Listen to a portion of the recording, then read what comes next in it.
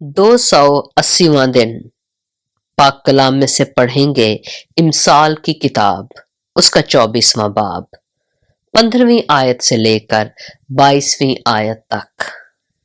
اے شریر، تو صادق کے گھر کی گھات میں نہ بیٹھنا، اس کی آرام گاہ کو غارت نہ کرنا، کیونکہ صادق 7 بار گرتا ہے اور پھر اٹھ کھڑا ہوتا ہے، لیکن شریر بلا میں گر کر پڑا ہی رہتا ہے۔ جب تیرا دشمن گر پڑے تو خوشی نہ کرنا، اور جب وہ پچھاڑ کھائے تو دل شاد نہ ہونا، مبادا خداوند اسے دیکھ کر ناراض ہو اور اپنا قہر اس پر سے اٹھا لے۔ تو بد کرداروں کے سبب سے بیزار نہ ہو اور شریروں پر رشک نہ کر، کیونکہ بد کردار کے لیے کچھ اجر نہیں، شریروں کا چراغ بجھا دیا جائے گا۔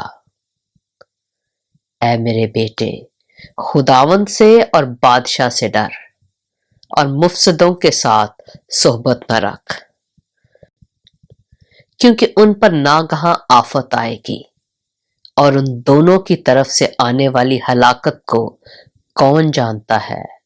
پاک کلام کے پڑھے اور سنے جانے پر خداوند کی برکت ہو۔